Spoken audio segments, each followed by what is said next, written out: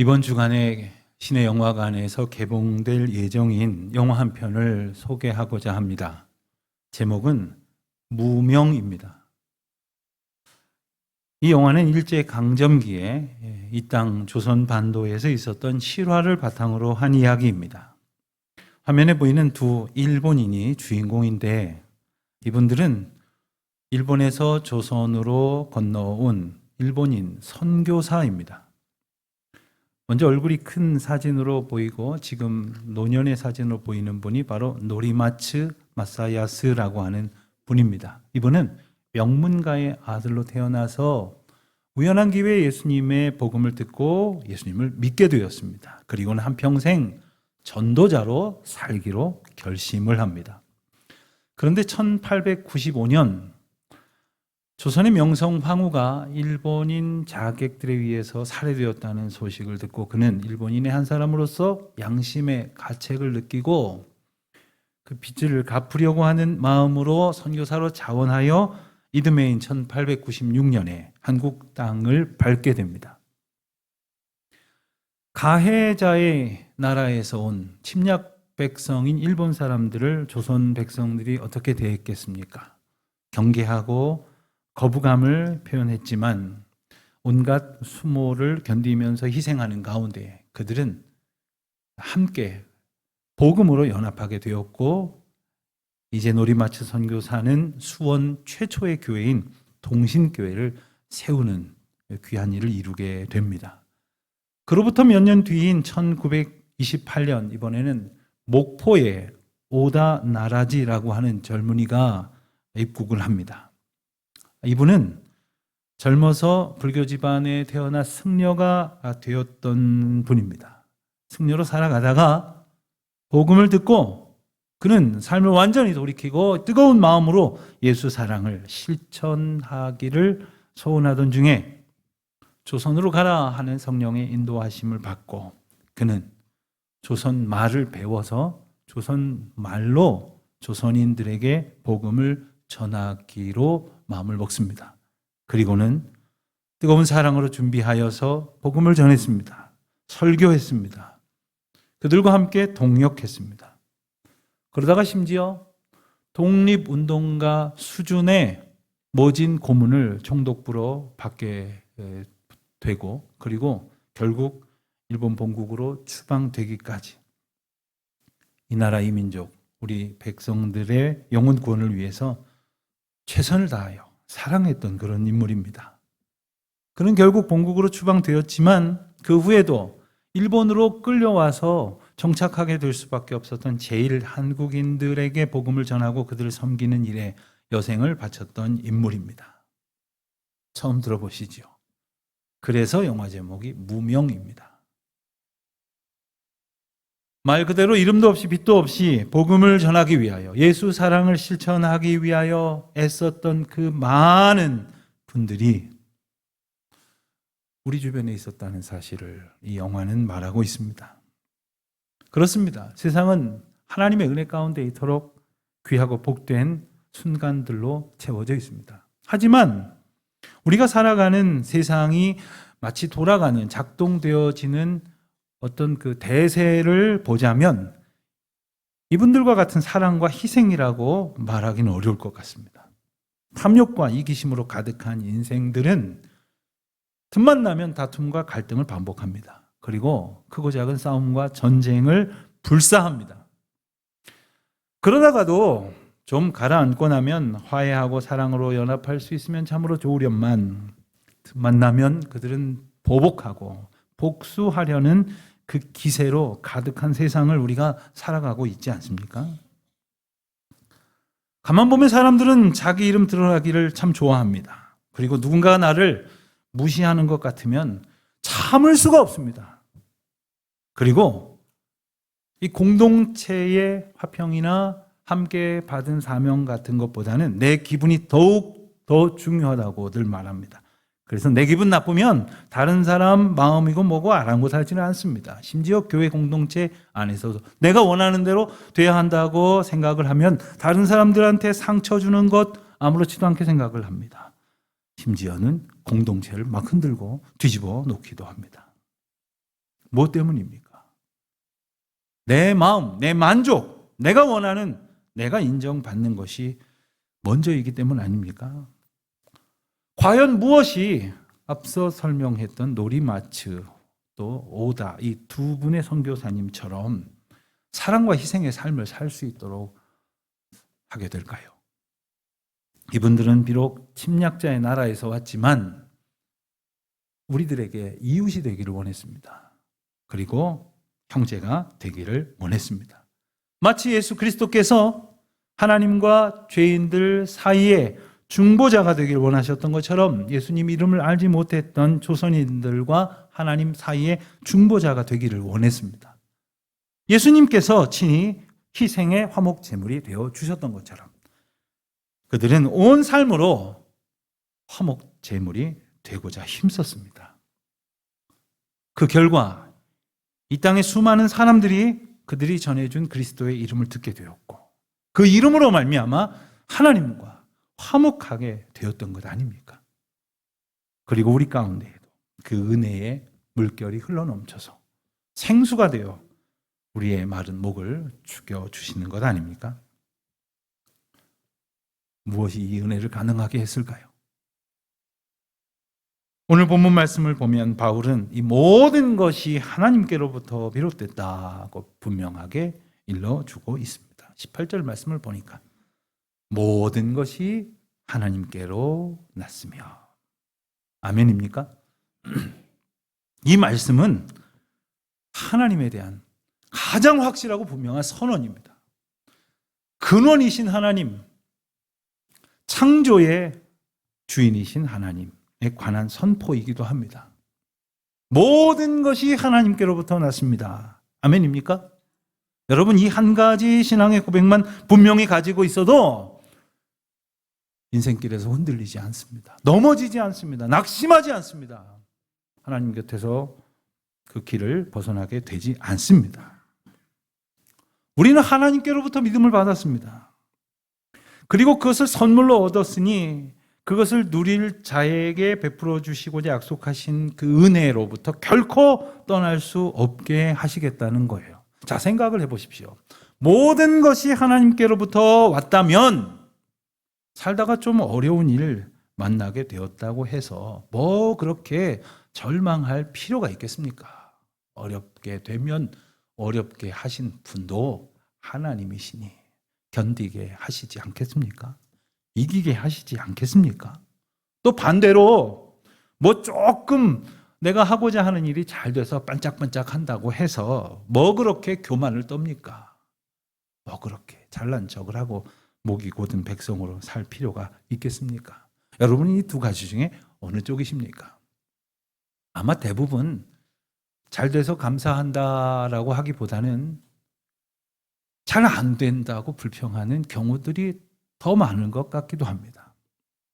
종종 이런 분들 만납니다. 목사님, 저는요 뜻대로 되는 게 하나도 없어요. 이 하나도에 아주 액센트가 들어가더라고요. 아무렴 하나도 없겠습니까? 뭐 뜻하는 대로 안 되는 게 덜어 있겠지요만은 하나도 없다고 불평을 합니다. 원망을 합니다. 낙심을 합니다. 그러나 우리 한번 가만히 생각을 해보십시다. 그래, 그 뜻대로 된다면 정말 행복할 것 같으십니까? 내 뜻대로 되면 다 되는 겁니까? 내 뜻, 내 생각이 정말 얼마나 훌륭하길래 그대로 되지 않았다고 그토록 낙심할 수 있는 겁니까? 어쩌면 내 생각대로 되지 않은 것이 참 감사하다는 고백을 하게 될 때도 있는 겁니다.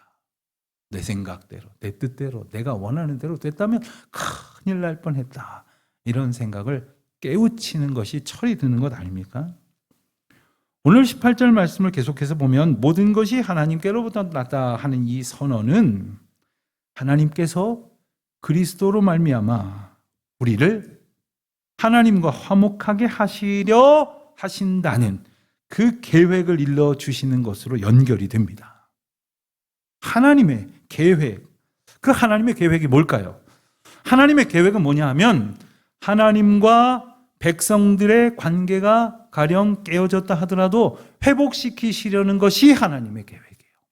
그래서 분리된 것 같지만 연합하게 하시려는 것이 하나님의 계획입니다. 자, 그렇다면 왜 우리가 하나님과의 관계가 어그러지게 되었을까요? 우리는 잘 압니다. 순전히 우리 죄 때문이죠. 그런데 심각한 문제는 우리는 그 죄의 대가를 치를 능력이 없다는 거예요. 그러니 멸망할 수밖에 없다는 거죠. 그런데 하나님께서는 그 죄의 대가를 우리에게 치르게 하지 아니하시고 예수 그리스도를 십자가에 내어 주셨지 않았습니까? 단지 우리가 그 죄의 능력을 해결할 수 없기 때문만일까요?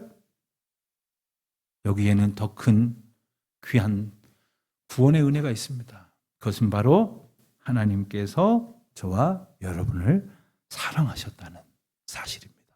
우리가 너무나도 잘 아는 요한복음 3장 16절이 이 구원의 은혜를 선포하는 말씀 아닙니까? 하나님이 이 세상 안에 있는 저와 여러분을 이처럼 사랑하사 얼만큼 사랑하셨다는 거예요? 독생자를 내어 주시기까지 사랑하셨다는 거예요.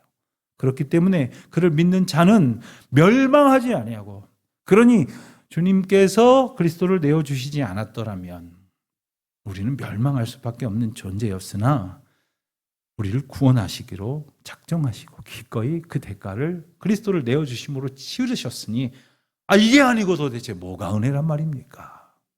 내가 원하는 일 조금 잘 되는 게 은혜입니까? 내가 피하고 싶었던 거 피하게 된 것이 은혜입니까? 궁극적으로 우리를 사랑하셔서 우리를 구원하신 하나님의 놀라우신 사랑의 은혜를 깨닫는 것이 은혜가 아닙니까?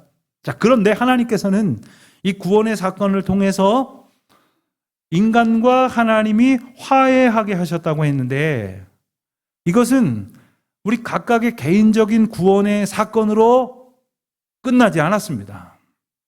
거기에서 멈추는 것이 아니라 하나님께서 저와 여러분에게 각각 아주 엄청난 직분을 주셨는데 그것은 바로 하나님과 백성들 사이에 그리스도께서 하신 것처럼 화해하게 하시는 화해의 직분을 우리에게 맡기셨다는 사실이에요.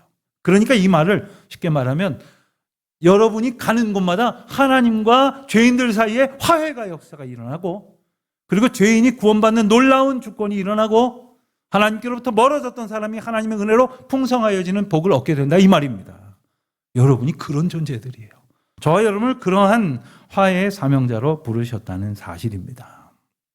사랑하는 여러분, 우리 비록 부족하고 형편없이 연약한 존재이지만 하나님이 명하신 그대로 화목하게 하는 도구로 쓰임 받으시기를, 그렇게 사시기를, 그래서 여러분이 계시는 곳마다 평화의 놀라운 역사가 넘쳐나기를 주님의 이름으로 축원드립니다. 제가 조금 예상은 했지만 여러분들 중에 일부 분들에게 상당히 부담스러운 표정이 이렇게 느껴지기도 합니다. 왜냐하면 저는 그렇게 평화의 도구로 쓰임 받을 만큼 그렇게 착하지 않아요. 그렇게 다른 사람들한테 좋은 인상을 주면서 살지 못했답니다. 남들이 저를 피스메이커라고 말하기보다는 트러블 메이커라고 말하기도 한답니다. 이런 생각이 한켠에 있으실지도 모르겠어요. 크게 일면 사실일 수도 있습니다. 그러나 기억하십시오. 하나님께서 주신 그 귀한 화해의 직분은 우리의 인격이나 우리의 됨됨이로 할 수 있는 일이 아닙니다. 그거로 안 된다는 걸 우리 주님도 너무나 잘 알고 계세요. 그래서 그리스도께서 오셔서 그 일을 하셨지 않습니까? 그 말은 저와 여러분 가운데 그리스도께서 온전히 거하셔서 우리에게 그 직분만 맡기시는 것이 아니라 그 능력으로 함께 하시겠다고 약속하시는 것이에요. 우리 안에 오셔서 우리가 그리스도로 인하여 하나님과 화목하게 하시게 하셨던 것처럼 우리를 통하여 그리스도가 역사하게 하셔서 하나님과의 화해가 일어나야 될 수많은 사람들을 하나님 앞에서 온전케 하시겠다고 선언하시는 것입니다. 이것이 바로 하나님의 백성 그리스도인들에게 주시는 특권이 아닙니까? 그렇습니다. 우리는 그런 특권을 받은 사람들입니다. 언제나 하나님과 연합할 수 있는 사람들. 또 우리가 만나는 모든 사람들이 하나님과 진정한 화해를 이루도록 하는 평화의 도구로 살아갈 수 있는 특권을 얻었다는 것, 이것이 저와 여러분에게 주신 하나님의 은총이 아닙니까? 그런데 우리가 선뜻 아멘 할 수 없을 만큼 쉽지는 않아요. 그리고 게다가 우리는 우리 자신을 보면서 우리가 과연 그러한 평화의 도구로 화목하게 하는 직분으로 살 수 있을까 의심하게 만드는 그런 연약함이 분명히 있습니다. 그래서 하나님께서는 로마서 12장 18절 말씀에서 이렇게 말씀하셨나 봅니다. 할 수 있거든 너희로서는 모든 사람과 더불어 화목하라. 이 말씀은 결코 쉬운 일이 아니라는 얘기죠. 그리고 최선을 다해도 어떤 사람과는 더불어 화목하지 못할 수도 있다는 것을 염두에 두라는 말씀입니다. 그런 분들을 보게 됩니다. 목사님, 저는 할 도리 다 했습니다. 제 남편에게요, 제 아내에게요, 우리 시어머니한테요, 우리 며느리한테요. 저는 할 도리 다 했습니다. 그런데요 하면서 안타까운 말씀하시는 분들이 있어요. 그래요. 우리는 비록 부족하지만 또 한다고 해도 그것이 다 결실될 수 없는 그런 연약하고 미숙한 존재이죠. 그렇기 때문에 화해의 직분을 감당할 수 있도록 직분의 명분만 주신 것이 아니라 직분의 능력도 주신 성령 하나님을 의지하지 않는다면 결코 어떠한 화해도 화목도 이루어질 수 없다는 사실도 우린 기억해야 됩니다. 그러니 이 말씀 붙들 때 성령 하나님 의지하고자 하는 소망도 같이 붙으시기를 축원드립니다. 우리가 하나님께서 화목하게 하시는 직분을 받았다는 사실을 기억한다면 또 19절에서 보는 것처럼 화목하게 하시는 그 말씀을 우리에게 부탁하셨다는 사실을 우리가 다시금 떠올린다면 이제 우리는 우리의 역량이나 인격으로 살겠다고 할 것이 아니라 더욱더 성령님을 의지하는 그 고백 가운데 오직 하나님의 평강만을, 하나님이 주시는 샬롬만을 소원해야 할 줄로 믿습니다. 여러분이 처한 공동체 안에 그게 가정이든 크고 작은 모임이든 혹은 교회든 혹은 이 사회, 이 민족이든 평화롭기를 원하지 않습니까? 다투고 갈등하면 막 신나십니까? 긴장 관계 속에서 서로가 서로를 깨고 부수고 보복하고 이런 상황이 되면 뭐 흥분이 되시고 좋습니까? 그런 사람 아무도 없습니다. 우리가 하나님께서 평화의 사람으로 지으신 것은 하나님과 화평하게 하시는 은혜 안에 모두를 하나님과 연합하게 하시기를 원하시기 때문입니다. 그렇기 때문에 오늘 우리가 꼭 붙들고 마음에 새겨야 할 귀한 말씀을 다시금 정리하기를 원합니다. 그것은 먼저 우리에게 복음이 주어졌다는 사실입니다. 맞습니까? 우리는 복음을 얻은 자들입니다. 예수 그리스도 그 생명의 이름을 복음으로 받은 자들입니다.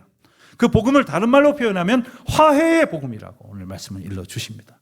그 복음은요, 그 복음을 받은 자가 원하는 대로 뭐든지 이루어지는 그런 알라딘의 요술 램프 같은 것이 아니라 하나님과의 화해가 이루어지는 화해의 복음이라는 말입니다. 단순히 간단한 어떤 죄사함의 차원이 아니라 아예 다 깨어져 파괴돼 버린 관계를 온전케 하셨다는 은혜의 선언입니다. 두 번째로 우리에게 이 화해의 복음이 담겨져 있는 화해의 직분이 주어졌다는 사실이에요. 그런데 명심하십시오. 이것은 선택사항이나 일반적인 권고사항이 아닙니다. 그리스도인들의 정체성입니다. 다시 말하면 그리스도인은 누구나 화해의 사람으로, 누구나 화해의 직분을 받은 사람으로 살아가야 한다는 말씀이에요. 그러니까 이제는 제발 자기 성질대로 살지 마세요. 성령의 성품대로 살아가시기를 축원합니다. 내 성질대로 살지 않겠다고 하나님 앞에 마음을 내어드릴 때 하나님께서는 저 여러분에게 놀라운 성령의 성품을 충만하게 부어주실 줄 믿습니다. 남 상처 주지 마세요. 상처 주지 않겠다고 다짐하세요. 크고 작은 공동체 안에서 특별히 교회에서 어떤 일을 한다고 하면서 하나님의 일을 하면 그만이지 하느라고 그런 거지 하면서 남 상처 받는 것, 아랑곳하지 않는 그 죄를 더 이상 범하지 마십시오. 또 한 가지를 기억해야 됩니다. 나 혼자 그렇게 하지 않겠다고 해서 아무도 그렇게 하지 않는 건 아닙니다. 공동체 안에 보면 우리가 다 인격적으로 미숙하다 보니까 더러는 누군가 상처 주고 또 누군가를 마음 아프게 하는 분들 있습니다. 꼭 있습니다. 근데 그런 분들 보면 아, 저런 분도 있구나. 그럴 수도 있겠구나. 사람은 여러 종류니까 용납할 줄 알아야 돼요. 또 위에서 기도도 하고요. 그리고 조금 위로도 해주고 또 권면도 하십시오. 그렇게 했는데도 안 되면 조금 비켜서는 것도 괜찮습니다. 그런데 더 중요한 사명이 있어요. 그렇게 공동체를 때로는 흔들고 남의 마음을 아프게 하고 상처를 주는 그런 사람 때문에 막 괴로워만 하지 마시고요. 한편에서 내가 평화의 사명을 감당하도록 화목하게 하는 직분을 받은 자로 있어야 한다는 사실을 기억해야 돼요. 그런 사람이 있다고 막 고개 절레절레 젓고 두 손 들고 숨거나 피하거나 다른 데로 외면하지 마세요. 그분들은 그냥 그분들대로 그냥 두시고 우리는 평화의 도구로 화목하게 하는 직분을 감당하면서 살면 되는 일이에요. 공동체 안에서 화목하게 하는 사명을 내가 받았다. 내가 우리 가정 안에서, 우리 모임 안에서, 우리 친인척들 가운데에서, 우리 선교회 안에서, 우리 구역 안에서, 이 나라 이 민족 가운데에서 부족하지만 화목하게 하는 사명을 받았고 그 능력도 받았다. 이 사실을 잊지 말고 평화의 도구로 살아가기를 힘쓰는 저와 여러분 되시기를 바랍니다. 여러분, 화해는 능력을 수반해야 합니다. 화해는 아무나 하는 게 아니에요. 화해는 능력이 있어야 돼요. 그거는 뭐 힘이 있어야 화해를 청할 수 있다는 그런 일반론을 얘기하는 것이 아닙니다. 화해에는 어떤 능력이 있어야 되냐면 사랑의 능력이 있어야 돼요. 참아줄 수 있는 풍성한 사랑이 있어야 돼요. 이해해 줄 수 있어야 해요. 그런데 우리 가지고는 안 되거든요. 그러니 성령을 받아야죠. 성령의 충만함을 힘입어야 한다는 말입니다. 그래서 더 큰 사람이 용서하는 거예요. 더 큰 사랑을 가진 사람이 이해해 주는 거예요. 더 큰 사랑을 가진 사람이 화해를 청하고 양보하는 겁니다. 그런데 어떻습니까? 아주 오랜 친구 사이에도 또 신앙생활을 함께한 수십 년 동안 신앙생활한 성도 사이에도 심지어 사랑이라면 더 말할 것도 없는 한 가족 가운데에서도 이 사랑의 능력이 식어지면 관계가 그 기반이 약해질 수밖에 없어요. 그러다가 아주 작은 타격으로도 균열될 수밖에 없고 별일 아닌데도 불구하고 그 관계가 다 틀어지고 깨져버리고 만다는 말입니다. 사탄이 제일 원하는 상황이 바로 이런 거예요. 사탄이 그래서 제일 힘쓰는 게 뭐냐면요, 사랑이 식어지게 만드는 거예요. 기분 나쁘게 만들고 섭섭하게 만들고 그리고 이간질시키고 나쁜 소문 퍼뜨리고 그리고 우리의 생각을 회방합니다.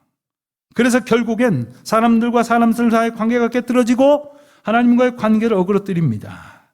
하나님께서 주신 사명과의 관계를 흐트러버립니다.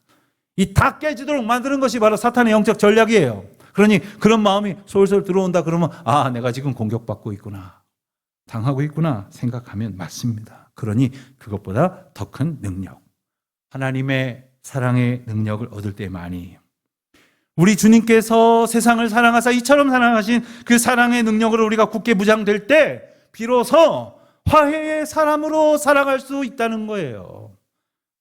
비록 상처가 많고 그리고 섭섭한 게 많을지라도 하나님께서 주신 사랑이 더 크다는 것을 고백할 수 있는 사람이 화목하게 되는 도구로 살아갈 수 있는 것입니다. 오늘은 75주년을 맞는 6.25 기념주일입니다. 뭘 기념하실랍니까? 해마다 이맘때가 되면 한국 전쟁과 그 전후에 있었던 우리 역사의 참으로 힘겨운 날들을 하나님께서 어떻게 견디게 하셨는가를 기록한 여러 책들을 복원했습니다. 그 시절 그 전쟁 주일 새벽에 일어났죠. 그러나 그 주일날에도 성도들은 교회로 모였습니다. 피난 행렬 속에서도 주일 아침이 되면 그들은 교회로 모여들었습니다. 그 난리 통해서도 하나님은 하나님의 사람을 세우셨고 교회를 일으키셨고 전쟁 속에서도 그보다 더 큰 평강을 누리게 하셨습니다. 그렇게 우리를 여기까지 인도하셨습니다. 그리고 그 가운데 하나님께서 하나님의 사람들을 택하셨습니다. 저는 올해는 우리나라에 와서 전쟁을 치렀던 UN 참전 용사들의 기록에 대해서 좀 살펴보게 되었습니다. 제일 처음에 유엔군이 우리나라에 파견되어 온 것은 약 40만 명이었고 그리고 전쟁이 계속되어지는 내내 우리나라를 찾아와서 전투, 비전투 병과에서 우리나라를 위해서 목숨을 걸었던 외국의 젊은이들이 무려 200만 명에 달합니다. 물론 그 가운데 179만여 명이 미군이에요. 그 가운데 수만 명의 젊은이들은 이 땅에서 목숨을 잃었습니다. 우리는 그들의 이름을 기억하지 못합니다. 가만히 보면 우리나라에 왔던 16개 나라 대부분 기독교 국가예요. 그들은 군인을 보내면서 군목도 보냈습니다. 그리고 이것이 하나님이 보내신 땅임을 믿고 의지하면서 비록 비극적인 육신의 종말을 맞게 될지라도 우리를 사랑의 도구로 사용하시고자 이 땅 이름모를 한반도에 보내셨다는 사실을 그들은 믿음으로 고백하면서 그 전장에 뛰어들었습니다. 우리가 그 피값으로 지켜진 이 땅에 서 있는 거예요. 그들의 이름을 우리가 모르는데 왜 우리는 그렇게 이름을 누군가 알아줘야 한다는 그 욕심으로 살아가고 있을까요? 왜 우리는 그렇게 세상 가운데서 유명해지고 싶은 걸까요? 왜 무명의 사명자로 우리는 살아갈 수 없는 것일까요? 사랑하는 성도 여러분, 화목하게 하시는 하나님의 은혜가 우리와 상관없는 단막극으로 끝나는 것이 아니라 오늘 우리를 통해서 계속되는 연속극의 소재로, 주제로 삼으시기 위하여 성령은 우리와 함께 하시고 우리를 사명의 길로 인도하여 주심을 기뻐하며 순종하는 저와 여러분이 되시기를 간절히 축원드립니다. 부디 어느 곳에서든지 평화의 도구로 사십시오. 저와 여러분이 거하는 곳마다 평화의 복된 소식이 넘쳐날 수 있도록 성령 하나님의 은혜를 구하는 우리 모두가 되시기를 축원드립니다.